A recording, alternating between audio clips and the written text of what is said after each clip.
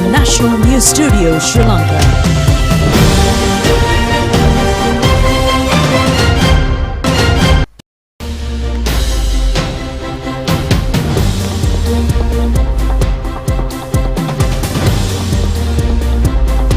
Pleasant evening and a very warm welcome to the National News Rupavahini's ChannelEye. I'm Dulanjali Ananda. I'm Charita Minipurarachi, and now let's move on to the headlines for tonight's news.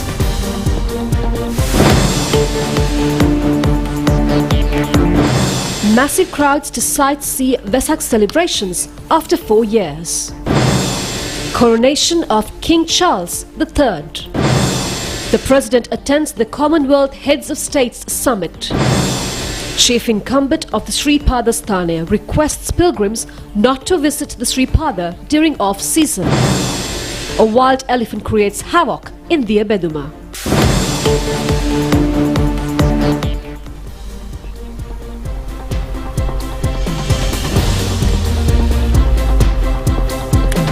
On to those and other stories in detail now, when starting off with the top local story.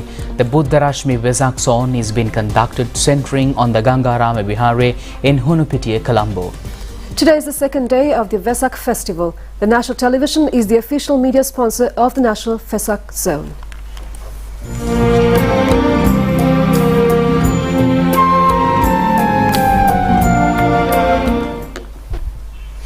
Many religious programs have been conducted in the area in parallel to the Buddharashmi National Vesak Zone. A rice dancel organized by the Mahakaruna Buddhist Association and the Willing Hearts Foundation is scheduled to be conducted till 11 p.m. tonight as well. A concert of devotional songs has been organized in these premises. The Sri Lanka Navy, the Civil Defence Task Force, Youth Services Council, Sri Lanka Army are also extending assistance in this program. Pandal displays are also included in the program.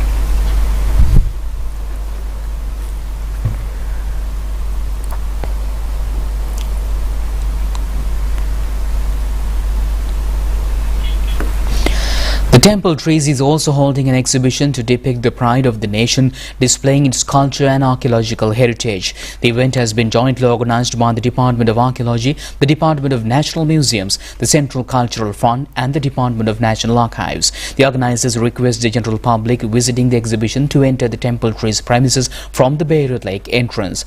A milk danzal is another highlight of the Temple Trees Vesak program, which is being held in collaboration of the Buddharashmi National Vesak Zone.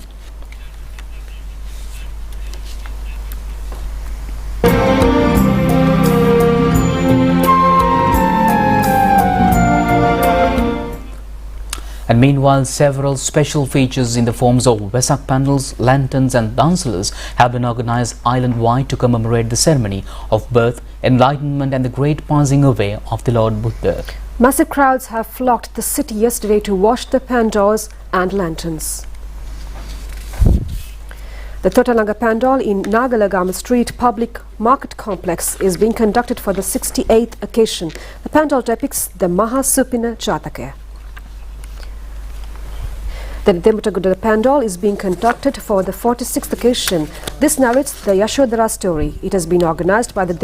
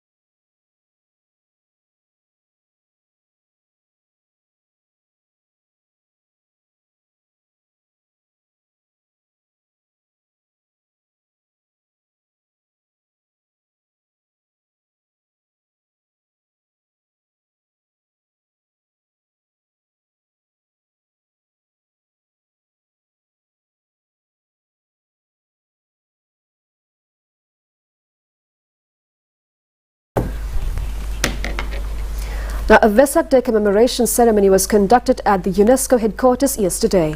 It was jointly organized by the Sri Lankan Permanent Representative Office and the UNESCO Institute. Sri Lanka's permanent representative to the UNESCO and the Sri Lankan ambassador in France, Manisha Gunasekara, has organized the event. The chief invitee of this occasion was the Deputy Director General of UNESCO, Gabriela Ramos.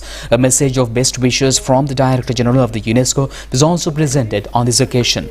The Mahasangha, headed by Chief Sangha of France, Venerable Paravehara Chandraratana Thera, also took part in the event.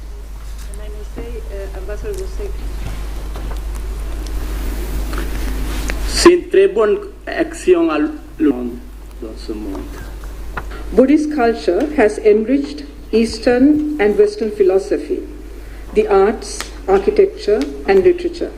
Today, Buddhism is prevalent as a philosophy and a way of life in all of the above regions which I mentioned, as well as in North America, Australia and beyond. The celebration of Vesak is therefore a reminder to all of us of the important role that Buddhism has played in shaping the world's cultures and traditions over centuries. Sri Lanka is proud to have spearheaded the formal international recognition of the Day of Vesak in the United Nations in New York, as well as at UNESCO. The UN General Assembly, by its resolution 54/115 of 1999, I quote, recognized internationally the Day of Vesak, acknowledging the contribution that Buddhism, one of the oldest religions in the world, has made for over 2.5 millennia and continues to make to the spirituality of humanity, close quotes. The General Assembly resolution was moved by Sri Lanka and supported by 34 countries cross-regionally.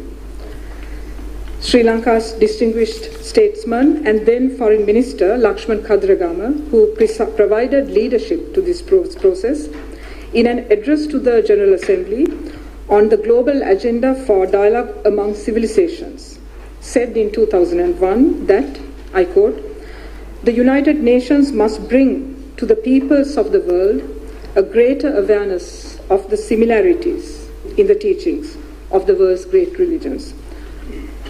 Close quotes. So the emphasis on similarities, not differences, the emphasis is on synergies. Therefore, Vesak prompts us today to use the universal significance of Buddha's teaching to promote intercultural harmony and interfaith dialogue in the modern world. Ayubo 1. Very good. On this special day, as the ambassador mentioned, the day of the full moon of the month of May, we commemorate the birth, enlightenment, and death of Gautama Buddha, the founder of Buddhism. We also reflect on his teachings, the Dharma, one of the three jewels of Buddhism. I would like to greet all the communities around the world that celebrate his message of peace and spirituality, keeping alive the flame of a multimillennial tradition. Indeed, for more than 25 centuries, Buddhism has transmitted a message that it is still of great relevance today, and I must say, Ambassador Gunasekara, more important today.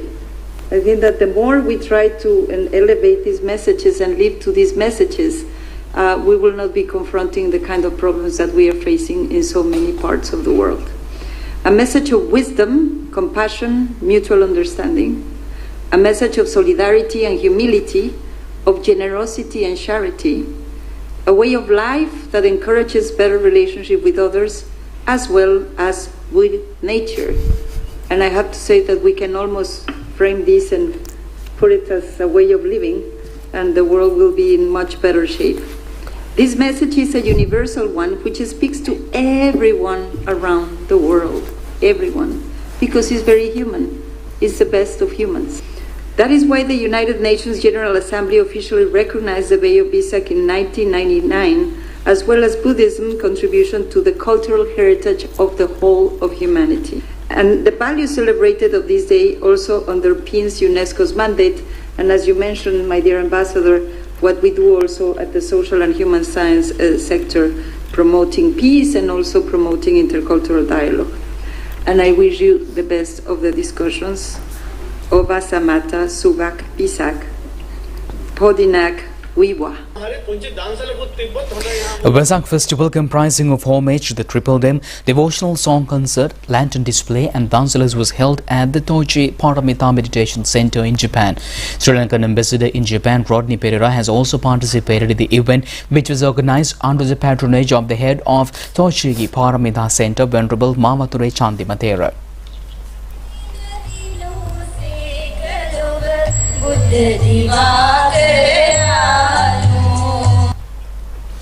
The 40th reigning monarch to be crowned there since 1066, and today the world was able to witness a gallant, spectacular ceremony which was held at Westminster Abbey, the coronation of King Charles III. Yes, it's reported that millions of people across the UK and beyond have celebrated the coronation of King Charles III, a symbolic ceremony combining a religious service and a pageantry. The ceremony was held at Westminster Abbey, with the king becoming the 40th reigning monarch to be crowned there since 1066. Queen Camilla was crowned alongside him ahead of a huge parade back to Buckingham Palace. The formal celebration started with a procession from Buckingham Palace to Westminster. In a break from tradition, King Charles and Queen Camilla were in the Diamond Jubilee State Coach. Outside the palace gates, there was a guard of honor comprising about 160 members of the three armed services, with another 1,000 personnel lining the route.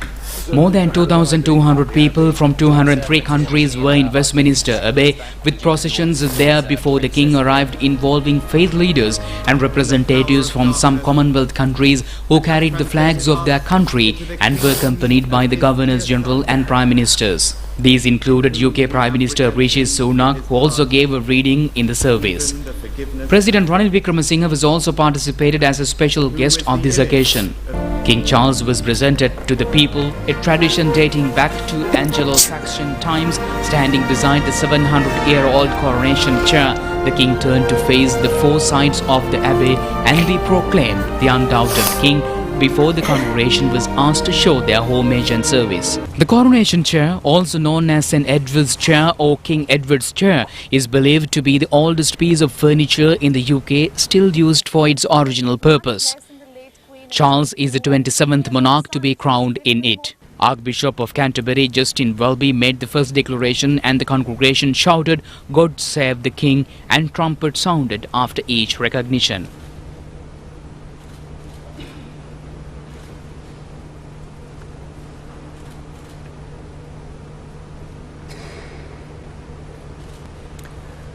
God save the King! God save the King!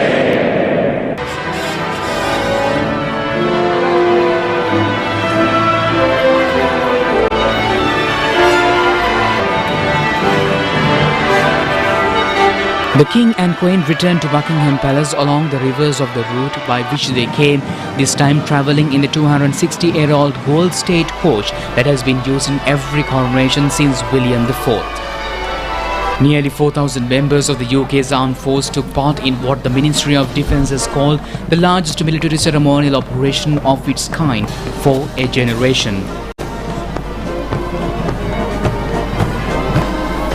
The king and queen arrived at the palace and received a royal salute and 3 cheers from the military personnel who had been on parade.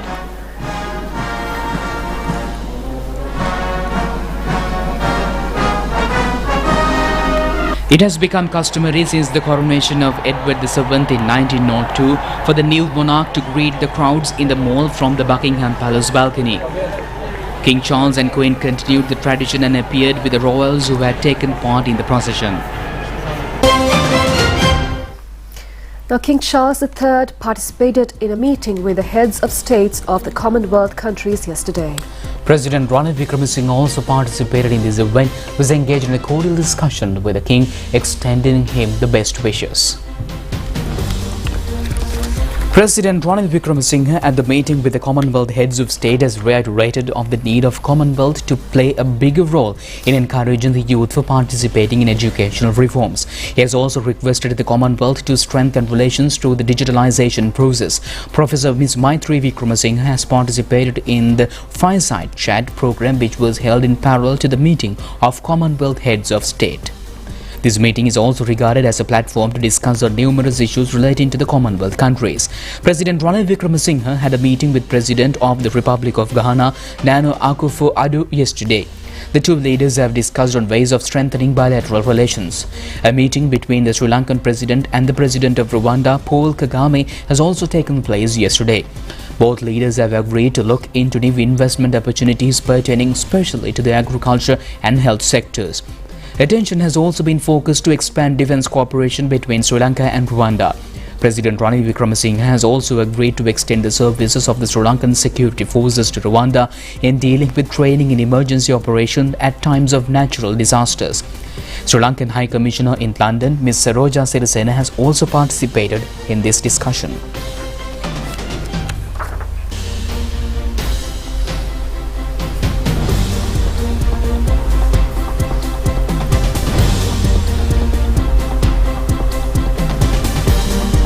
A wild elephant which stormed into Diabeduma town in Alahara, Polonnaruwa was reported to have attacked several vehicles this morning. Police say the beast has entered to the town from the Giritale National Protectorate. The elephant, upon storming the town limit at dawn, was disturbed by seeing people at the Diabeduma Regional Hospital and attempted to flee to the main road, and in the course of doing so, damaging several three-wheelers and motorcycles parked on the way. Our correspondent says people ran into protective places to save their lives. Several houses were also damaged in the process. Wildlife officials in Diabeduma were able to chase away the elephant back to the Giritale Protectorate after tracking it down in the town limits until this afternoon.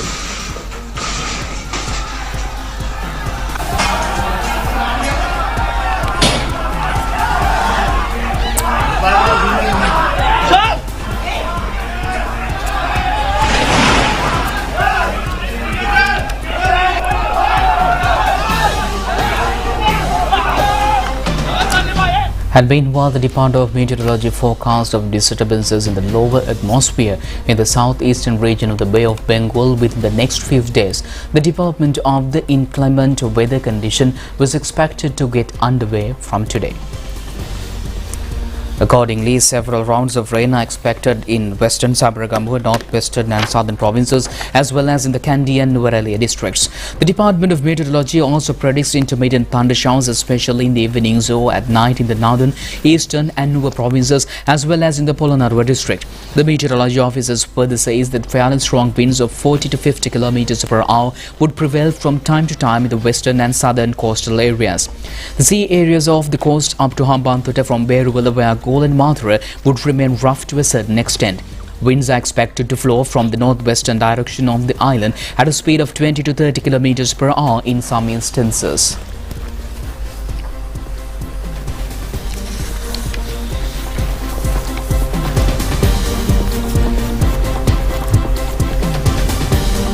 Meanwhile, the road leading to Indigahadu from Valimada, where Kotapara was reported to have been blocked due to falling of trees during heavy rainfall. The police informs residents to use alternative routes.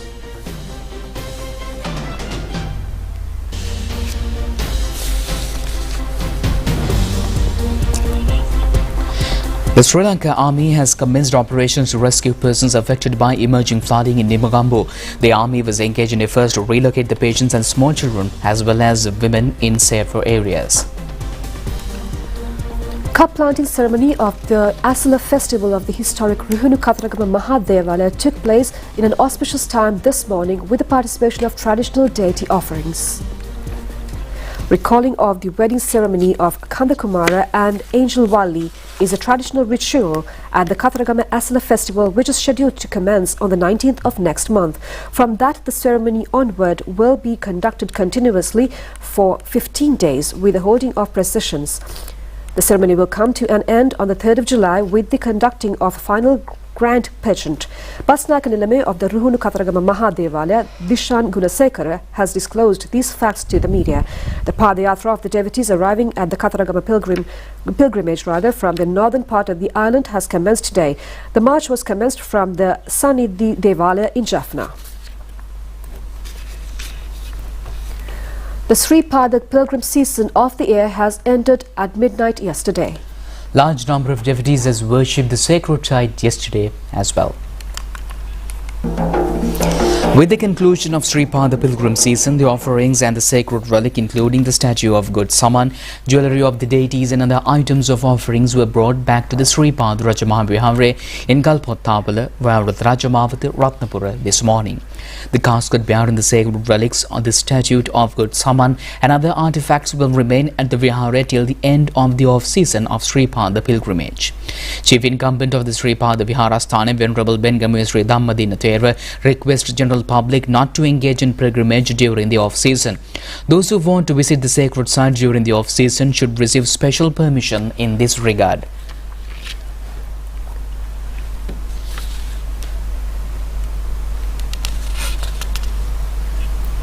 The Aswasuma draft bill intended to grant relief to low-income families is scheduled to be presented to Parliament on next Friday. State Minister of Finance Ranjit Siambalapi says the aim of the bill is to strengthen the low-income families to stand on their own.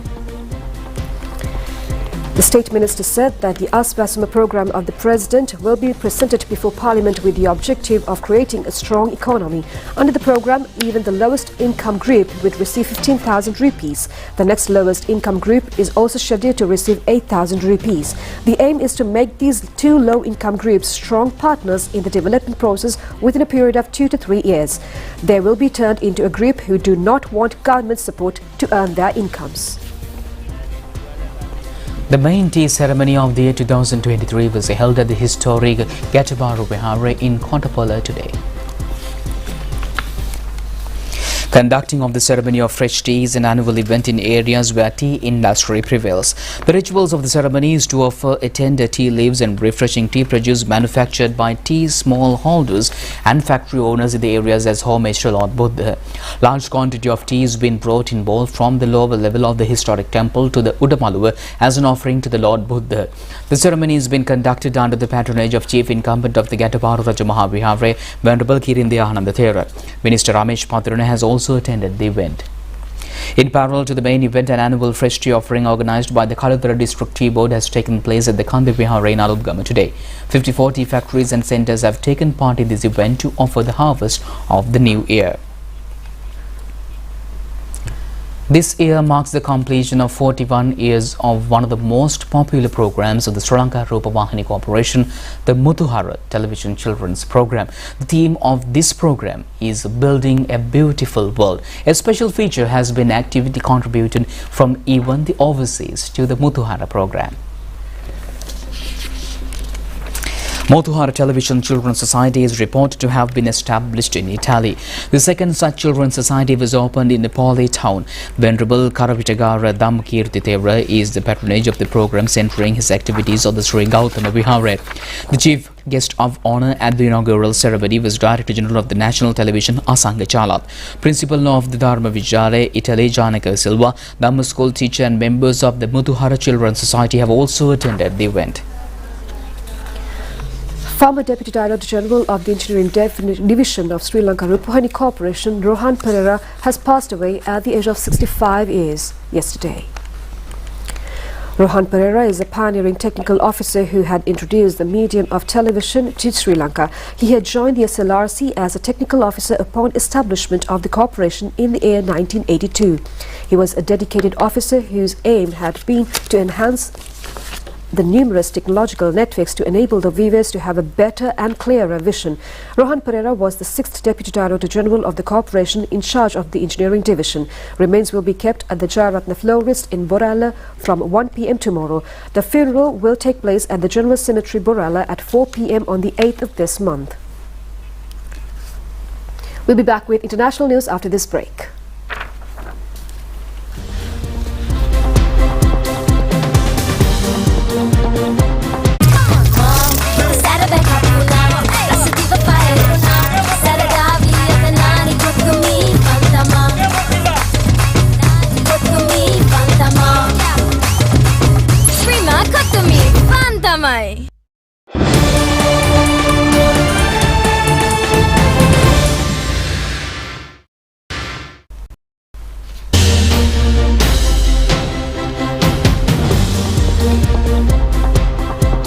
Back on foreign news, the World Health Organization says the COVID-19 pandemic is no longer a global health emergency.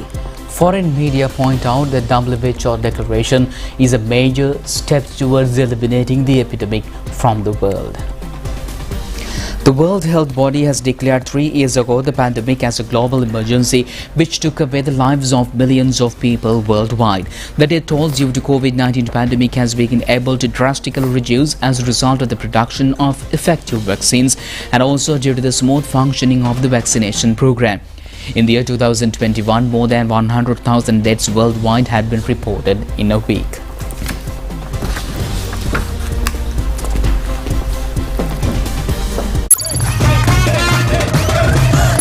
Cut to me, Fantamai!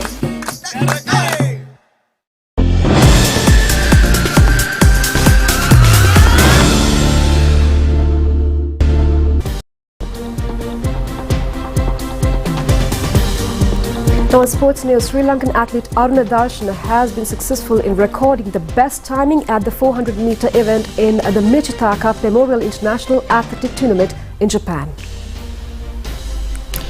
Aruna Darshana has recorded the excellent performance in the third and final laps in the 400-meter competition. He has clinched the second position, finishing the event in 45.39 seconds.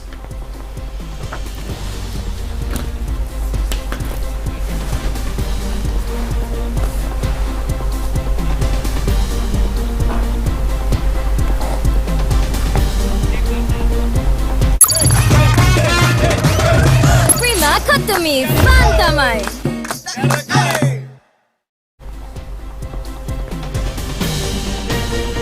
That's all the news we have for tonight. Join us tomorrow at the very latest time on ChannelEye for the latest on the news update for tomorrow. I'm Dilanjali together with Charita signing off. Good night. Have a pleasant night.